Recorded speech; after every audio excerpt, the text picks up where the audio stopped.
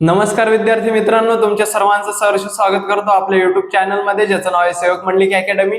आज आपण इयत्ता 10वी विज्ञान भाग 2 धडा क्रमांक 2 सजीवातील जीवन प्रक्रिया भाग 1 हा धडा शिकणार आहोत। तत्पूर्वी या धड्याचे आपण 3 लेक्चर अपलोड केलेले आहेत। आजचं आपलं शेवटचं लेक्चर होणार आहे या धड्याचं, म्हणजे आज हा धडा संपूर्णतः संपणार आहे आणि उद्याच्या लेक्चर मध्ये आपण धडा क्रमांक 3 सजीवातील जीवन प्रक्रिया भाग 2 हा अभ्यासणार आहोत। तत्पूर्वी तुम्ही चॅनल वरती नवीन आहात तर चॅनलला सबस्क्राइब करा, लाईक करा आणि तुमच्या मित्रांपर्यंत शेअर करा।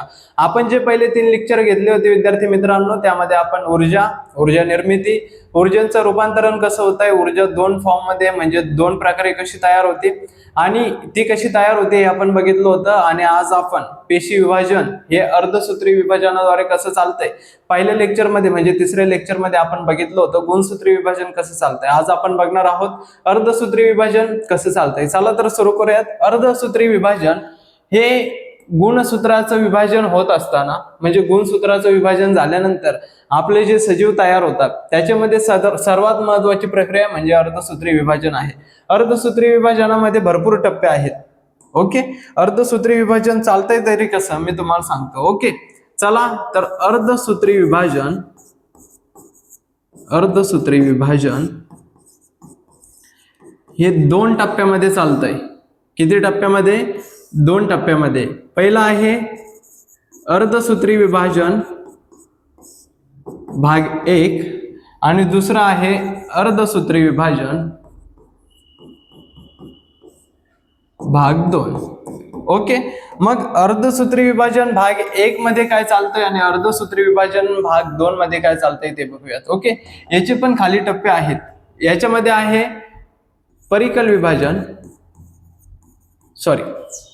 प्रकल विभाजन,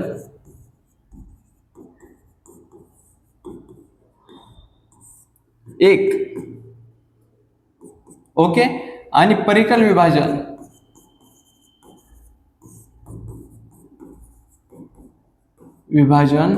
1। ओके, मग आता आपलं जे प्रकल विभाजन आहे त्याच्यामध्ये पण 4 टाईप आहेत, म्हणजे 4 प्रकार आहेत। पहिला आहे पूर्वावस्था 1, दुसरे आहे मध्यावस्था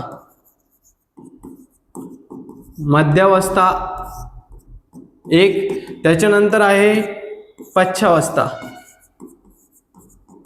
ओके, पश्चावस्था 1 आणि चौथे आहे अंत्यावस्था। ओके, अंत्यावस्था किती? 1। ओके, मग आता अर्धसूत्री विभाजन करायचंय। अर्धसूत्री विभाजनामध्ये 46 गुणसूत्र असतात। किती?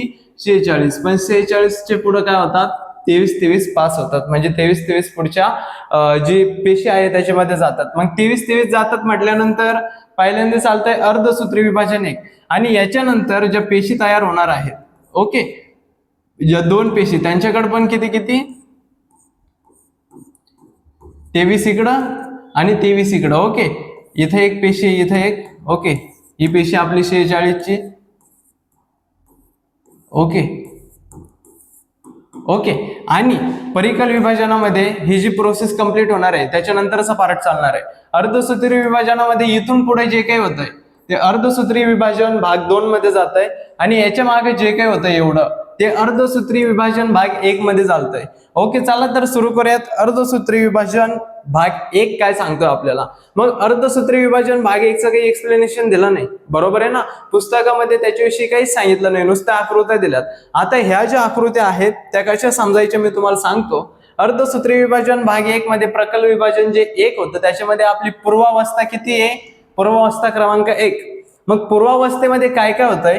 ही एक मोठी अवस्था आहे। आता आपलं जे गुणसूत्री विभाजन होतं त्याच्यामध्ये मी तुम्हाला सांगितलं होतं पूर्वावस्थेमध्ये काय सांगितलं होतं, आपले जे केंद्रक आवरण आहे ते नाहीसे होण्यास सुरुवात होते।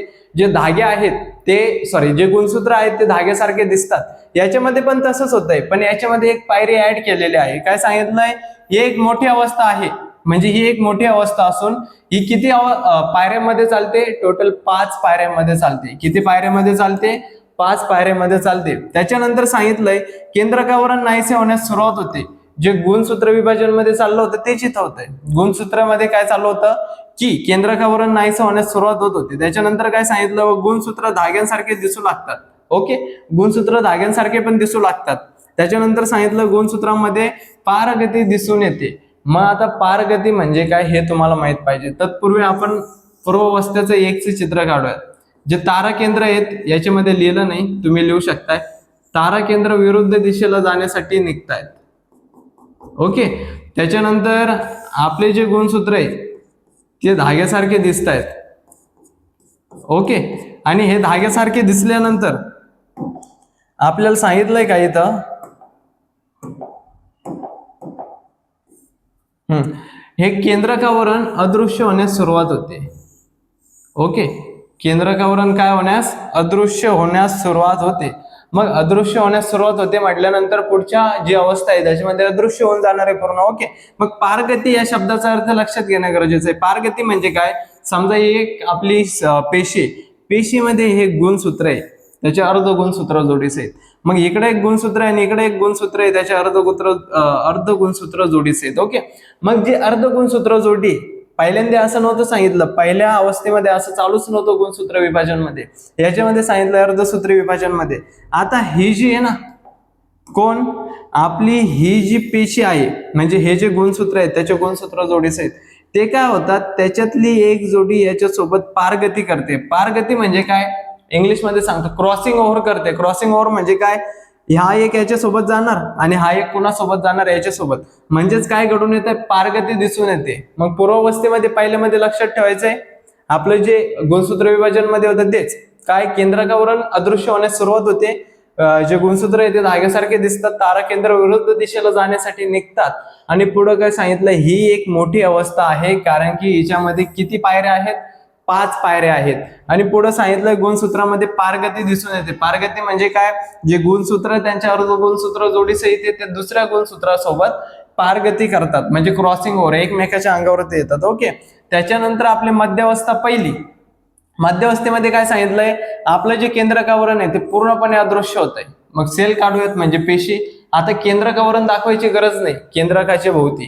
पुढे सांगितलंय गुणसूत्रे अर्ध गुणसूत्र जोडीसहित मध्य प्रतलाला येऊन थांबतात. हे पण माहिती आहे तुम्हाला, गुणसूत्रे अर्ध गुणसूत्र जोडीसहित मध्य प्रतलाला येऊन थांबतात. ओके, मग बरोबर आहे काय, मध्य प्रतलाला येऊन थांबलेत. ओके, मध्य प्रतल म्हणजे काय, एकदम मध्ये विषुववृत्ताला येऊन थांबतात. पुढे सांगितलंय तारा केंद्रापासून तुर्कतंतू निघतो. आता जे विरुद्ध दिशेला तारा केंद्र निघाले होते ते विरुद्ध दिशेला जाऊन थांबतायत. ओके, इथे येऊन थांबतायत ते. आता थांबल्यानंतर याच्यातून काय निघतोय म्हणे, तुर्कतंतू. तुर्कतंतूचं काम काय, त्यांना खेचतो म्हणजे त्यांना फोडतो आणि वरती ओढून घेतोय तो. ओके, हे चालतंय मध्यावस्थेमध्ये. पुढची अवस्था आपली एकदम सोपं आहे, ज्यादा काय मोठं लेक्चर होणार नाही आजचं. पश्चावस्था पहिली. पश्चावस्थेमध्ये काय सांगितलंय, अर्धे जे गुणसूत्र आहे ते वरच्या तारा केंद्राकडे व अर्धे गुणसूत्र खालच्या तारा केंद्राकडे जातात. मग पहिल्या याच्यामध्ये काय होतं, ह्याच्या 2 गोष्टी आहेत ना गुणसूत्रांच्या, आहे ना, हे खालचे जात होते वरती आणि वरचे येत होते खाली. पण असं नाही सांगितलं, याच्यामधले जे अर्धे गुणसूत्र आहे ना ते जातात वरती आणि अर्ध गुणसूत्रे कुठं जातात, खाली जातात. मग कसे जातात बघा, पेशी ताराकेंद्र 2 काढायचे. ओके, आणि पेपरमध्ये लिहित असताना ह्या ज्या आकृत्या या काढायच्यात, एक्सप्लेनेशन सोबत आकृत्या काढायच्या. ओके, मग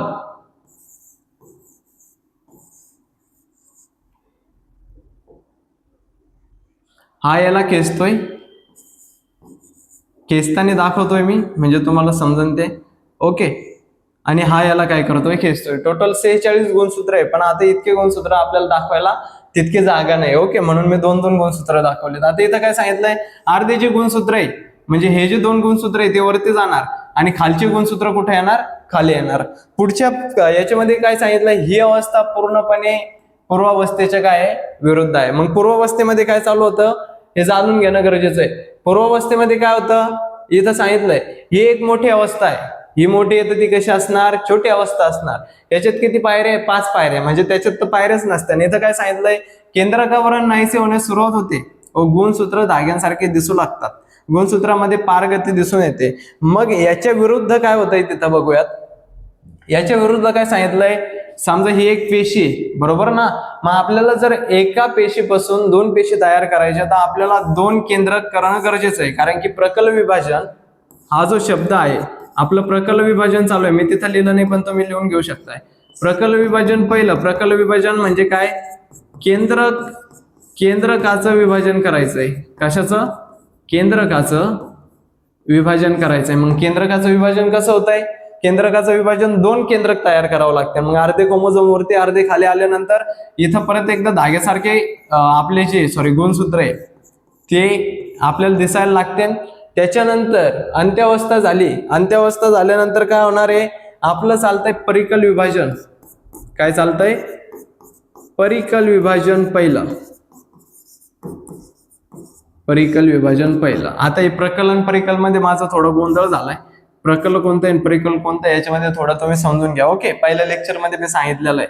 ओके, परिकल विभाजन पहिल्यामध्ये काय चालतंय माहितीये का, आता इथं खास पडणार आहे, ही जी आपली पेशी आहे याच्यामध्ये ज्या 2 केंद्रक तयार झालेले आहे याच्यामध्ये काय पडतोय, खास पडते. काय पडते, खास पडते. खास पडल्यानंतर ते कसं दिसतंय, असं दिसतंय. ओके, मग ही जी खास पडते ही खास पडत पडत जाऊन वरती एक पेशी तयार होणार, खाली एक पेशी तयार होणार. ओके, म्हणजे इकडे एक पेशी तयार होते आणि कुठे एक पेशी तयार होते, इकडे एक पेशी तयार होते. हे चालतंय परिकल विभाजन पहिल्यामध्ये. ओके, आणि जे पुढचं सांगितलेलं आहे आपल्याला अर्धसूत्री विभाजन भाग 2. आता इथं पुस्तकामध्ये पण सांगितलंय अर्धसूत्री विभाजन जे 2 टप्प्यामध्ये पूर्ण होत आहे, ते 2 टप्पे पूर्ण होते म्हणजे अर्धगुणसूत्री विभाजन भाग 1 आणि भाग 2. भाग 1 मध्ये सजातीय गुणसूत्रामध्ये जनुकीय विचरण, जनुकीय पुन्हा संयोग, जेनेटिक रिकॉम्बिनेशन होते आणि नंतर ते सजातीय गुणसूत्रे अर्ध गुणसूत्र जोडी नव्हे म्हणजे 2 संचामध्ये विभागले जाऊन 2 एक गुणी पेशी तयार होते. आता हे वाचून दाखवलं तर तुम्हाला समजणार नाही, पण पुढे सांगतो. काय सांगितलंय, अर्ध गुणसूत्री विभाजनाचा भाग 2. काय सांगितलंय, अर्ध गुणसूत्री विभाजनाचा भाग 2 सूत्री विभाजनासारखाच आहे. मग सूत्री विभाजनासाठी मी तुम्हाला लेक्चर नंबर आपला जो व्हिडिओ आहे, ओके, व्हिडिओ क्रमांक 3 याच्यामध्ये तुम्हाला दिसून जाईल काय की सूत्री विभाजन कसं केलं होतं आणि अर्धसूत्री विभाजन कसं चालतंय. हे शिकायची गरज नाही, कारण की गुणसूत्र विभाजन सूत्री विभाजन जर तुम्हाला कळलं तर हे आरामशीर समजून जाईल. परत एकदा रिकॉल करूयात. चला, आपलं चाललंय अर्धसूत्री विभाजन भाग 1. त्याच्यामध्ये किती आहेत, 4 अवस्था आहेत. पूर्वावस्था 1, पूर्वावस्था 2, पूर्वावस्था 1, मध्यावस्था 1, पश्चावस्था 1 आणि अंत्यावस्था 1. आता जर तुम्हाला याचा स्क्रीनशॉट घ्यायचा असेल तर घेऊ शकता बरं का, मी थोडं बाजूला होतोय समजून सांगता. ओके, मग पूर्वावस्था 1, मध्यावस्था 1, पश्चावस्था 1 आणि अंत्यावस्था 1 एवढं लक्षात ठेवायचं. अर्धसूत्री विभाजनामध्ये गुणसूत्र असतात 46. किती जातात पुढं, 23 अर्ध 46 ला म्हणतात 2n आणि 23 ला म्हणतात 1n. आता याच्यापासून 2 पेशी तयार होणार आहेत. इथं किती जाणार, 23 आणि इथं पण किती जाणार, 23. आता अर्धसूत्री विभाजन भाग 1 मध्ये आपण काय शिकलो, 46 चे 23 गेले. पण तुम्हाला भाग 2 साठी मी व्हिडिओ क्रमांक किती पाहायला लावलाय, 3 नंबर मध्ये मी सांगितलंय की जे सारखे गुणसूत्र जातात का, ते कसे जातात, कारण की हे सूत्री विभाजनासारखं आहे. ओके, पुढे काय आहे, अर्धसूत्री विभाजन 1. त्याच्यामध्ये पूर्वावस्था पहिली. त्याच्यामध्ये काय सांगितलं, एक मोठी अवस्था आहे, 5 पायऱ्यामध्ये होते. केंद्रकावर नाहीसे होण्यास म्हणजे अदृश्य होण्यास सुरुवात होते. गुणसूत्र अर्ध गुणसूत्र जोडीसहित दिसतात. ताराकेंद्र विरुद्ध दिशेला जाण्यासाठी निघतात आणि पारगती होते म्हणजे एकावर एक येतात म्हणजे जोडी तयार होते. ओके, याचा स्क्रीनशॉट घ्यायचा असेल तर घेऊ शकता. मी थोडं बाजूला होतो बरं का, कारण की हे परीक्षेच्या दृष्टिकोनातून अत्यंत महत्वाचं आहे, एकदम महत्वाचं आहे. कारण की तुम्हाला हेच मार्क देऊन जाणार आहे पेपरला. ओके, मेन पेपरला येते. मध्यावस्था पहिली, केंद्रकावरण पूर्णपणे अदृश्य होते. ओके, अदृश्य होते. त्याच्यानंतर गुणसूत्र अर्ध गुणसूत्र जोडीसहित मध्य पर्यंत आला म्हणजे मध्ये येऊन थांबतात एका लाईन मध्ये. त्याच्यानंतर ताराकेंद्रातून तुर्कतंतू निघला का तुर्कतंतू, हे जे छोटे ताराकेंद्र आहे का त्याच्यातून हे जे मी रेशोने दाखवतोय का त्याला म्हणतात तुर्कतंतू. एवढं लक्षात ठेवा. याचं पण पटापट स्क्रीनशॉट घ्या. ओके, घेतलाच असेल. पुढं पश्चावस्था पहिली, याच्यामध्ये अर्धे गुणसूत्र वरच्या बाजूला अर्धे खाली म्हणजे 23 गुणसूत्र जे आहेत, 23 गुणसूत्र इथे येणार आणि 23 गुणसूत्र कुठं जाणार, खाली जाणार. टोटल 46च राहणार आहे. ओके, पुढं अंत्यावस्था पहिली. अंत्यावस्थेमध्ये काय, ही अवस्था पूर्वावस्थेच्या विरुद्ध चालते, बरोबर ना. पूर्वावस्थेमध्ये काय होतं, पूर्वावस्था अशी होती आपली, त्याच्यामध्ये असा काहीतरी गोल दिलता. ओके, असे काहीतरी गुणसूत्र दिलते. ताराकेंद्र विरुद्ध दिशेला जायला सुरुवात झाली, बरोबर का. पण याच्यामध्ये काय ताराकेंद्र आहेत का, नाही ना, इथं तारा केंद्र येते, इथं नाही. हे विरुद्ध दिशेला जायला सुरुवात होते, इथं जायला सुरुवात होत नाही. याच्यात गुणसूत्र दिसत आहेत धाग्यासारखे, याच्यात पण धाग्यासारखे दिसत आहेत, पण ते नाहीशी होण्यास सुरुवात होते, म्हणजे नाही का दिसेनाशी होतात. याच्यामध्ये दिसायला चालू होतात मोठे होण्यासाठी. हे जे केंद्रक आवरण आहे हे अदृश्य होण्यास सुरुवात होते, पण इथं अदृश्य होतंय का? नाही, इथं पूर्णतः दिसतंय. म्हणजे इथं किती केंद्रक तयार होतात?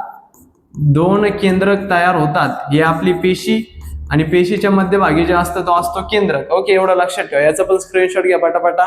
ओके, घेतलाच असेल. पुढं परिकल विभाजन पाहिलं. परिकल विभाजन एकदम सोपं आहे, सूत्रीय विभाजनामध्ये पण सांगितलं होतं. इथं काय होत आहे, हे जे चौथी अवस्था होते, अंत्यावस्था, याच्यामध्ये खाच पडते. खाच पडल्यानंतर असं काहीतरी दिसतंय तुम्हाला, आणि ते काय होणार? तुटणार आहे, म्हणजे 2 बाजूला होणार आहे.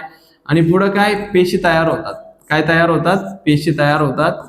आणि पेशी तयार झाल्यानंतर नवीन सजीव तयार होतोय. ओके, आणि मी काय सांगितलंय पुढं? अर्धसूत्री विभाजन भाग 2 साठी व्हिडिओ क्रमांक किती बघायचा आहे? 3. कारण की अर्धसूत्री विभाजनाचा भाग 2 हा सूत्री विभाजनासारखाच आहे, पुस्तकामध्ये सांगितलंय. ओके, पुढे काय सांगितलंय? आता मी तुम्हाला माहिती आहे का 2n2 लिहित होतो, 2n लिहायचो, 1n लिहायचो. आता यांना इंग्लिश मध्ये होता डिप्लॉइड. डिप्लॉइडलाच काय म्हणतात माहितीये का? द्विगुणित म्हणतात. जर प्रश्नामध्ये आलं 2n म्हणजे काय? 2n म्हणजे द्विगुणित, आणि 1n म्हणजे काय? एक गुणित. ओके, आणि याच्यामध्ये काय सगळं वाचायचंय. पारगती मी तुम्हाला पहिल्यांदाच सांगितलं, याच्यामधूनच लिहिलं होतं मी. ओके, समजलंय सगळ्याला? स्क्रीनशॉट घ्यायचा आहे. स्क्रीनशॉट जर कोणी घेतला नाही तर परत एकदा तुम्ही स्क्रीनशॉट घेऊ शकता, मी थोडं बाजूला होतो. ओके, याचा एक गा. त्याच्यानंतर हे पण भरपूर महत्वाचं आहे, हे पण भरपूर महत्वाचं आहे. ओके, सगळंच महत्व आहे परीक्षेच्या दृष्टिकोनातून, सगळ्यावरती प्रश्न विचारला जातोय. आणि याची काही स्क्रीनशॉट घ्यायची गरज नाही, कारण की हे तुम्हाला पुस्तकामध्ये दिलेलं आहे. ओके, चला तर आजच्या लेक्चरमध्ये इथेच थांबूयात. ओके, नक्कीच तुम्हाला समजलं असेल. आजचा हा धडा क्रमांक 2 आपल्या इथेच संपत आहे, सजीवातील जीवन प्रक्रिया भाग 1. आता उद्याच्या लेक्चरमध्ये मी धडा क्रमांक 3 घेऊन येणार आहे. कोणता? धडा क्रमांक 3, सजीवातील जीवन प्रक्रिया भाग 2. याचाच अर्धा जो भाग आहे तो कसा चालतोय, लैंगिक प्रजनन कसं चालतंय, अलैंगिक प्रजनन कसं चालतंय, आणि सगळ्यात महत्वाचा धडा क्रमांक 3 आहे. हे जे पूर्ण पुस्तक आहे, या पूर्ण पुस्तकामध्ये धडा क्रमांक 3 सगळ्यात जास्त मार्कला दिलेला आहे. आता हा जो धडा क्रमांक 2 होता, हा 4 ते 6 मार्कला येत होता, पण तो जो धडा क्रमांक 3 आहे 5 मार्कला फिक्स येतोय आणि 7 मार्कला विथ ऑप्शन येतोय. म्हणून धडा क्रमांक 3 अत्यंत महत्वाचा आहे परीक्षेच्या दृष्टिकोनातून. त्याच्यानंतर मी त्या धड्यातून तुम्हाला हे पण सांगणार आहे की कोणता क्वेश्चन किती मार्कला येतोय आणि कोणता येऊ शकतोय, म्हणजे तुम्ही परीक्षेच्या आधीच तुम्ही ते पाठ करू शकताय किंवा त्याचा अभ्यास करू शकताय. चला तर थांबूया आजच्या लेक्चरमध्ये. जर तुम्ही चॅनलवरती नवीन आहात तर चॅनलला सबस्क्राईब करा, लाईक करा आणि तुमच्या मित्रांपर्यंत शेअर करा. उद्याच्या लेक्चरमध्ये भेटूया. धन्यवाद.